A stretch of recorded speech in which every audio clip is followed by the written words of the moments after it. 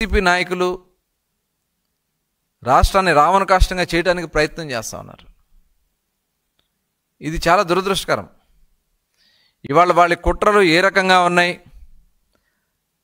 ఈరోజు ఏ రకంగా రాక్షస మూకలని రాక్షస ఆలోచనలు వస్తాయనే దానికి మరి నిన్న పేర్ని నాని గారు మాట్లాడినటువంటి మాటలే ఒక నిదర్శనం.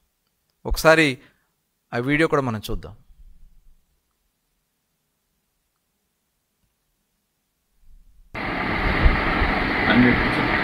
ఇప్పుడు గుడివాడలో జడ్పీ చైర్పర్సన్ ఇష్యూ, దాని ఏదో స్టేట్ వైడ్ ఇష్యూ కింద బీసీ లేడీల మీద అటాక్ చేశారు.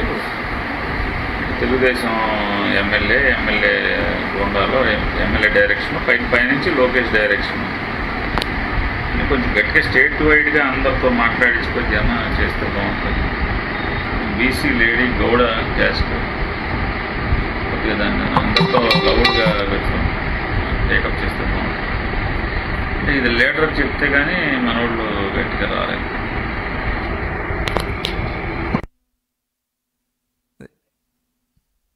చూశారు కదండి, ఇది ఇవాళ వాళ్ళ యొక్క ఆలోచన విధానాలు, ఇవాళ వాళ్ళ కుట్రలు. ఎందుకంటే ఆ నాయకుడే ఒక దుర్మార్గమైనటువంటి ఆలోచన ఉన్నటువంటి వ్యక్తి.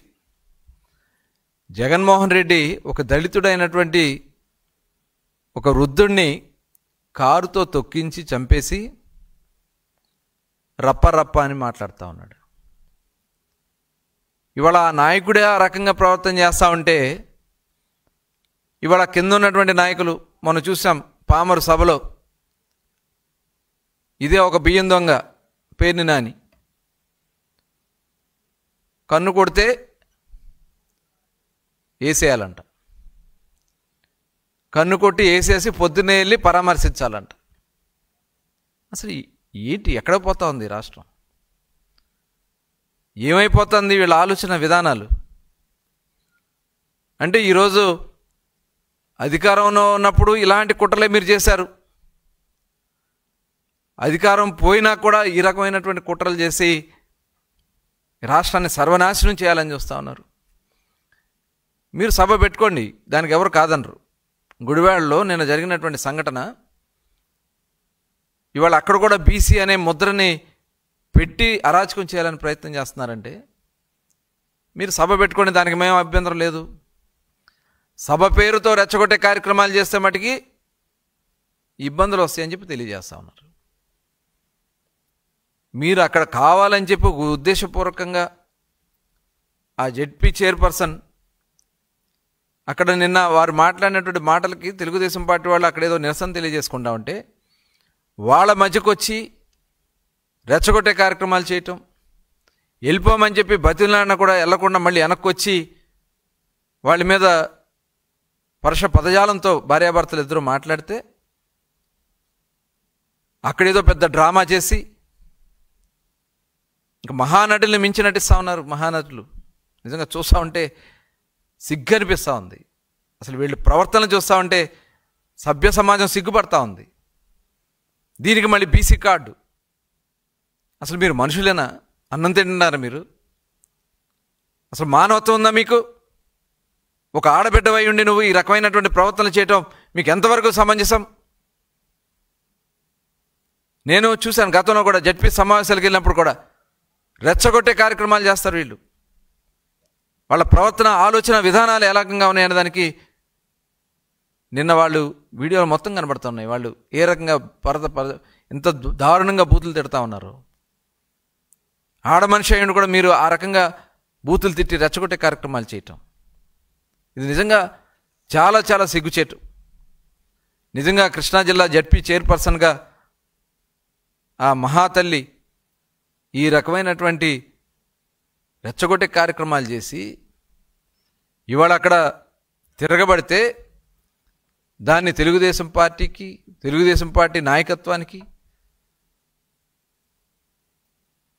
ఇవాళ పేర్ని నాని గారు మాట్లాడుతున్నాడు, లోకేష్ గారు చెప్పారని చెప్పాలట అని ఆ నాయకుడితో చెప్పి రాష్ట్రం అంతా బొగ్గుమనిపించాలంట. అసలు ఏంటి వీళ్ళ ఆలోచన విధానాలు?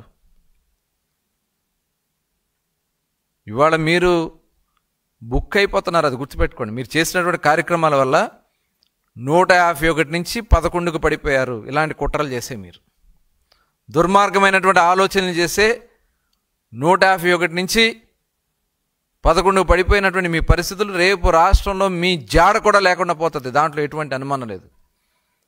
అది గుర్తుపెట్టుకోండి.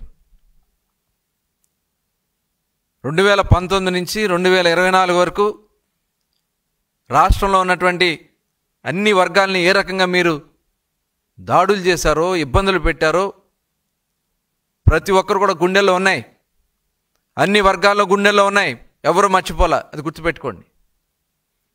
ఇవాళన్నీ కూడా కప్పిపుచ్చుకోవడానికి మీరేదో ఇలాంటి కార్యక్రమాలు చేసి, రెచ్చగొట్టే కార్యక్రమాలు చేసి తప్పుదారి పట్టించాలని ప్రయత్నం చేస్తాం.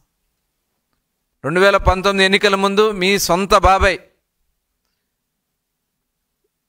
వివేకానందరెడ్డి గారిని గొడ్డలతో నరికేసి గుండెపోటు అని చెప్పి మాయ చేయాలని ప్రయత్నం చేసి,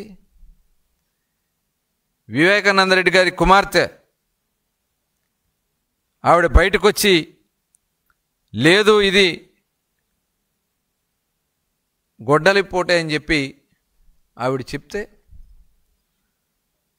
దాన్ని కూడా మసిపూసి మారేడుకాయ చేసి ఆ గొడ్డలి ఏదైతే మీరు హత్య చేసి దాన్ని ఎన్నికల్లో వాడుకుని, ఎన్నికల ప్రచారాల్లో వాడుకుని మా తాతని చంపేశారు, మా నాన్నని చంపేశారు, మా బాబాయిని చంపేశారని చెప్పి ముసల కన్నీరు కార్చి హత్య చేసింది మీరు, హత్య చేయించింది మీరు, ఆ హత్యని చంద్రబాబు నాయుడు గారి మీద తొయ్యాలని ప్రయత్నించింది మీరు, ఆ హత్యని గుండెపోటుగా మార్చాలని ప్రయత్నం చేసింది మీరు. అది గుండెపోటు కాదు, గొడ్డలిపోటు అని చెప్పి ఆ రోజున ఆ కుమార్తె బయటకు తీసింది. కాబట్టి ఇవాళ ఆ కేసును కూడా మాయ చేయాలని ప్రయత్నం చేసినటువంటి విధానం, దాంట్లో ఉన్నటువంటి అవినాష్ రెడ్డిని కాపాడటానికి మీరు చేసినటువంటి మీ కుట్రలు, అధికారాన్ని ఉపయోగించుకుని మీరు చేసినటువంటి ప్రయత్నాలు నిజంగా మీకు సిగ్గుండాలి. మీరు చేసినటువంటి కార్యక్రమాలకి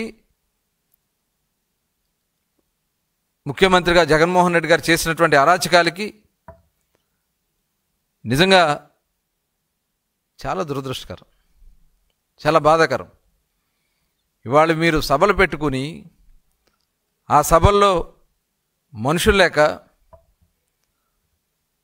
ఆ సభల్లో రెచ్చగొట్టే కార్యక్రమాలు చేసి జనాన్ని పోగేసుకొచ్చి అక్కడ రెచ్చగొట్టే కార్యక్రమాలు చేసి అసలు ఏం చేయాలనుకుంటున్నారు రాష్ట్రాన్ని? ఈ రాష్ట్రంలో ఉన్నటువంటి ప్రజాస్వామ్యాన్ని కూని చేయాలని చూస్తా ఉన్నారా? అంటే ఈ రాష్ట్రం అభివృద్ధి చెందకూడదా? ఇలా కుట్రపూరితమైనటువంటి ఆలోచన చేస్తూ నరుకుతాం, చంపుతాం,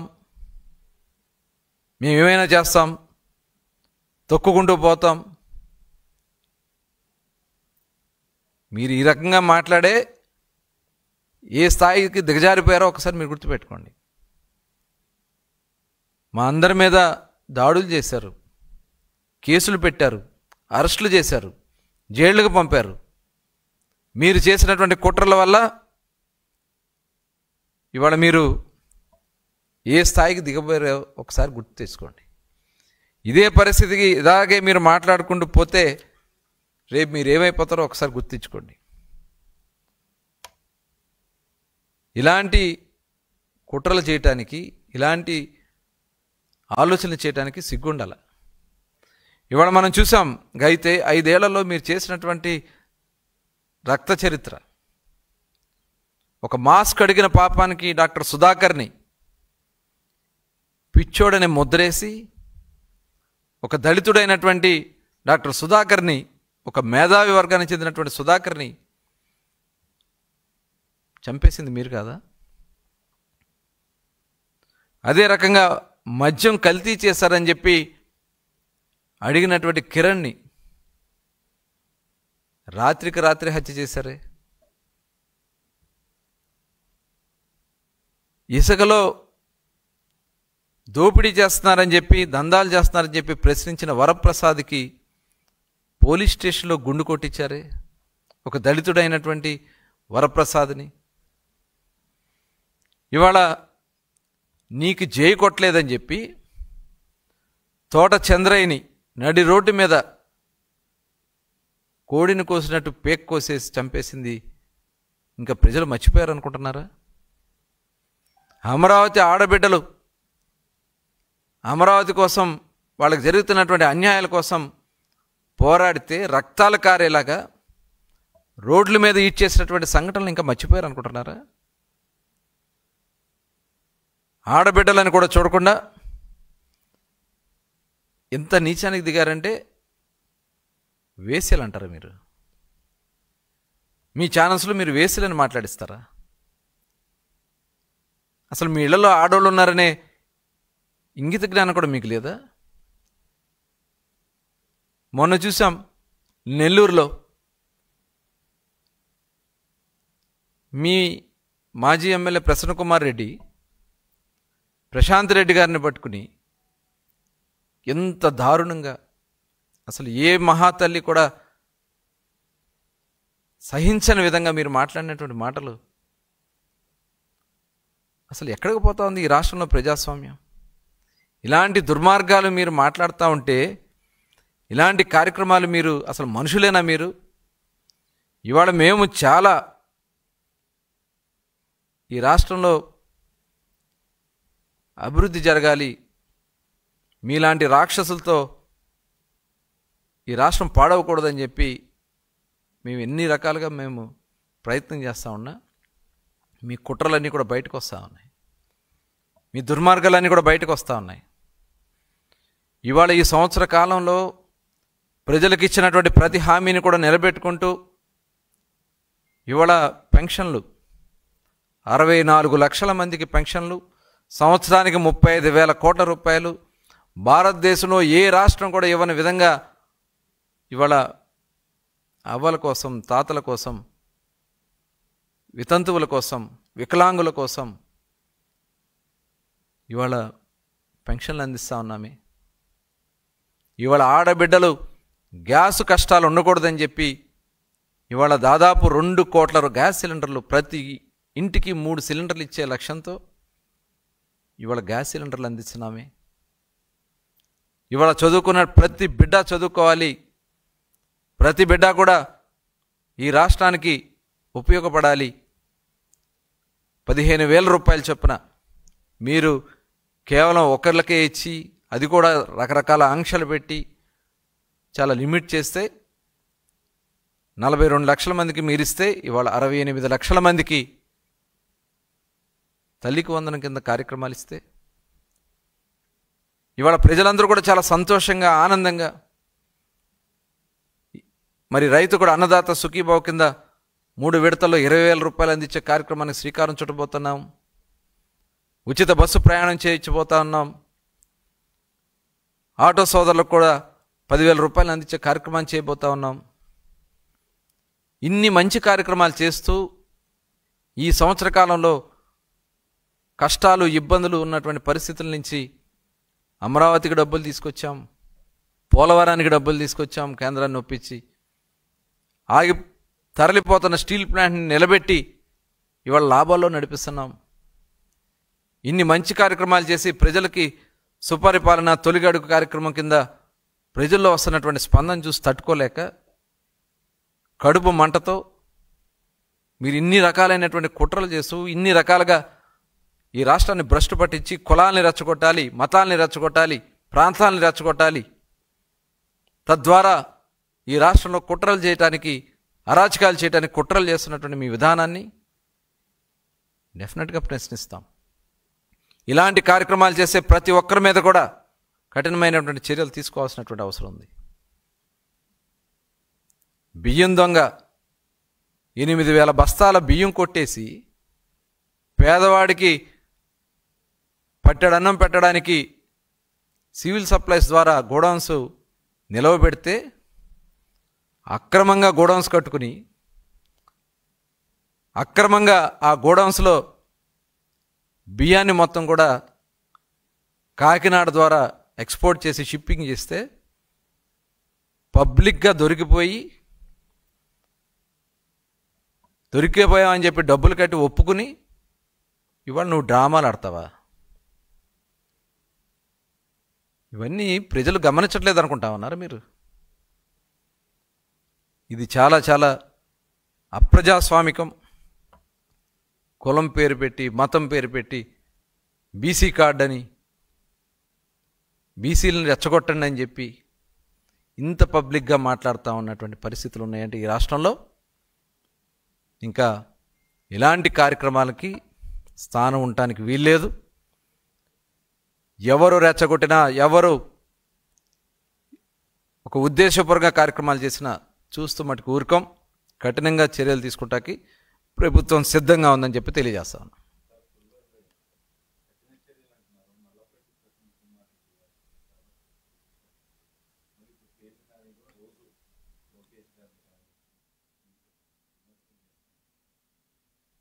అంటే ప్రజాస్వామ్య విలువలు కలిగినటువంటి నాయకుడిగా మా ప్రభుత్వం పనిచేస్తూ ఉంది. కొంత దానికి కావాల్సినటువంటి ఇలాంటివి ఖచ్చితంగా సహించకూడదు. అంటే ఒక ఆడతల్లిని, ఒక ఆడబిడ్డని పట్టుకుని ఇంత అమానుషంగా మాట్లాడుతూ ఉంటే సహించేది లేదు. ఏ ఆడబిడ్డ సహించదు, ఏ సోదరుడు, ఏ అన్న తమ్ముడు కూడా సహించరు. డెఫినెట్గా దీని మీద సీరియస్గా ఉండాల్సినటువంటి అవసరం ఉంది. ఖచ్చితంగా ఉంటాం. కొద్దిగా సమయం పడుతూ ఉంది. ఖచ్చితంగా మనం చూసాం గతంలో కూడా ఒక నాయకుడు మాట్లాడతాడు, గుంటూరు జిల్లాకు అవతలంతా ఇళ్లలోంచి బయట తీసుకొడతారంట, గుంటూరు జిల్లా యువతలంతా పీకలు తీసి పెడతారంట. అంటే ఇంకా గాజులతో కూర్చోవాలి ఇక ఈ రాష్ట్రంలో.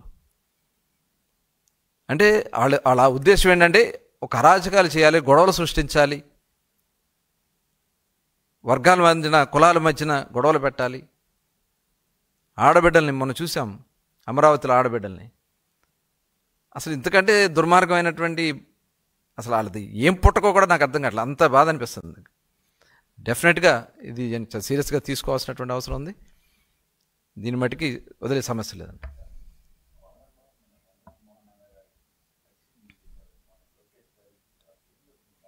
డెఫినెట్గా వీళ్ళంతా ఒక కుట్రపూరితంగా ఇలాగే ఏదో గొడవ సృష్టించాలి, అక్కడే దాని ద్వారా లబ్ధి పొందాలనే ఒక దుర్మార్గమైనటువంటి ఆలోచన. నేను ఇప్పుడు ఎస్పీ గారితో కూడా మాట్లాడటం కూడా జరిగింది. ఇమ్మీడియట్గా దీని వెనక ఎవరున్నా సరే ఎవరిని టాలరేట్ చేసి చెప్పడం జరిగింది. ఒక 1 అవర్లో మాకు ఆ నిర్ణయం చెప్పమని చెప్పడం జరిగింది.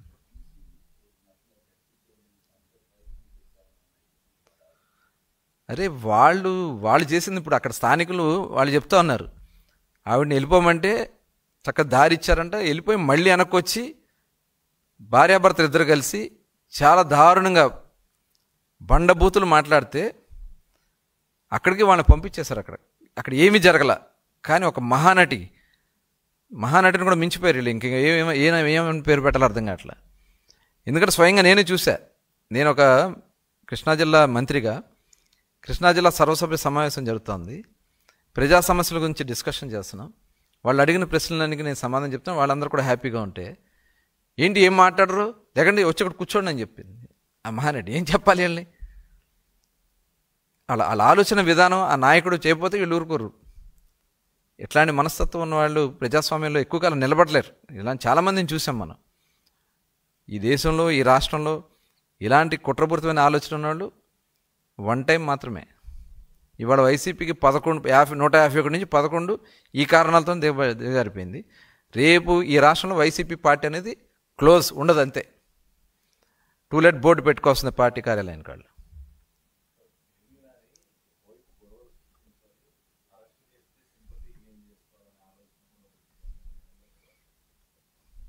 దానికోసమే వాళ్ళ ఆలోచన ఏంటంటే సింపతి వస్తుంది కాబట్టి అరెస్ట్ చేసుకోండి. వీళ్ళ ఆలోచన విధానం ఏదో అనుకుంటారు. ప్రజలు అంత అమాయకులేం కాదు. ఏ కారణాల చేత వీళ్ళు అరెస్ట్ కాబడ్డారు, ఏ కారణాల చేత వీళ్ళని కుట్రలు ఎలా ఉన్నాయి వాళ్ళు మాట్లాడిన గతంలో కూడా చాలామందిని చూసాం మనం.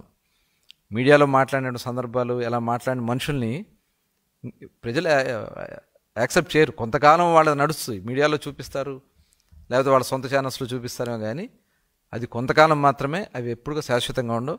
ఏ నాయకుడు కూడా శాశ్వతంగా ఉండడు. ప్రజాస్వామ్యం పట్ల, ప్రజల యొక్క విలువల పట్ల, ప్రజా సంక్షేమం పట్ల మాట్లాడే వాళ్ళనే యాక్సెప్ట్ చేస్తారు.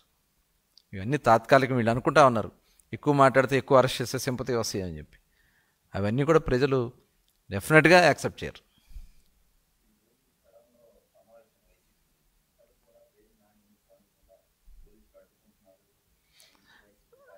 అది చూసాం నిన్న డ్రామా మీరు చూసే ఉంటారు.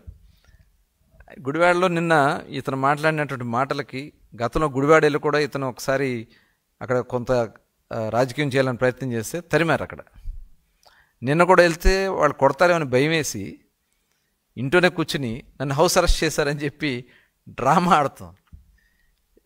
అది ఎందుకంటే ఏం చెప్పాలంటే భయపడి ఊరికే మైక్ ఇచ్చుకుని మాట్లాడతాం కాదు, దమ్ము ధైర్యం కూడా ఉండాలి కదా. వెళ్తానికి కూడా ధైర్యం లేక ఇంట్లో కూర్చొని నన్ను హౌస్ అరెస్ట్ చేశారని చెప్పి మీడియాని పిలిపించుకుని మాట్లాడతాం. నిన్న అది కూడా బయటపడింది. ఎస్పీ గారు చెప్పారు స్వయంగా మేము అరెస్ట్ చేయలేదు, మేము హౌస్ అరెస్ట్లు ఎవరిని చేయలేదని చెప్పారు. మళ్ళీ నిన్న రాత్రి చూసాం ఆ కుట్ర, ఆ వీడియో. ఆయన ఇంట్లోనే స్వయంగా ఆయన ఇంట్లో మాట్లాడిన మాటలే. ఇవాళ ఇంతకంటే సిగ్గుచేటు ఇంకోటి ఉండదు. డెఫినెట్గా ప్రజలు గమనిస్తున్నారు అంతా. ఓకే అండి, థ్యాంక్ యూ.